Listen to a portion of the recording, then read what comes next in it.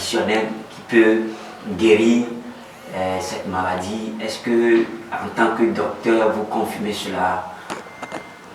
Alors, la médecine traditionnelle, je ne sais pas, je n'ai pas eu l'information, je ne sais pas s'il y a des tradithérapeutes togolais qui ont proposé des solutions pour traiter les maladies.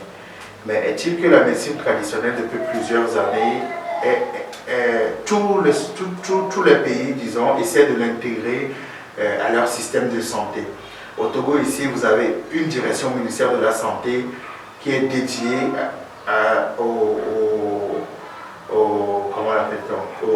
la médecine traditionnelle. Et je ne sais pas si ce département travaille aussi activement pour trouver un mot remède dans ce sens, je ne saurais le dire. Deuxième chose, il y a l'université de Lomé qui a mis en place aussi un comité de scientifiques et qui a demandé aux gens qui pratiquent la médecine traditionnelle, s'ils ont des remèdes qu'ils pensent qu'ils peuvent venir à bout de cette maladie, de l'amener pour qu'eux puissent le tester, voir les principes actifs et donc le proposer comme une solution aussi au traitement. Et pour aller plus loin, nous connaissons tous aujourd'hui l'histoire du Covid organique, qui est un produit de la médecine traditionnelle malgache que les Malgaches sont en train de proposer.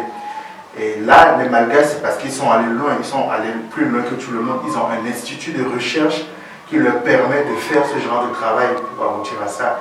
Et si nous voulons que nos tradithérapeutes participent aussi à résoudre la crise, c'est à nos gouvernants de les inviter, de mettre les structures en place pour leur permettre de faire leur recherche, de trouver les produits et peut-être de le faire homologuer pour le traitement de la maladie.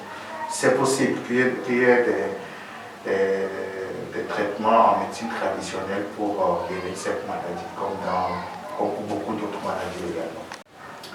Alors, le Covid organique des Malgaches est essentiellement à base d'artémisia.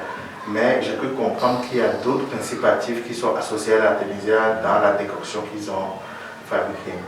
Et donc, le rôle de l'artémisia dans la prise en charge de la COVID-19 n'est pas encore tout à fait bien défini. Et comme c'est une nouvelle maladie, c'est maintenant qu'on est en train de tester les molécules pour voir quelle est la molécule la plus efficace pour traiter, voire pour prévenir. Alors aujourd'hui, ça va dans tous les sens, un flou total, même l'hydroxychloroquine.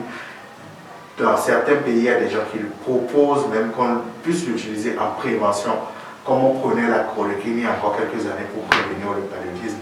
Est-ce que cela va marcher vraiment? On ne sait pas encore. Les recherches sont en cours et je pense que dans le mois à venir, on sera beaucoup plus fixé. Et voilà,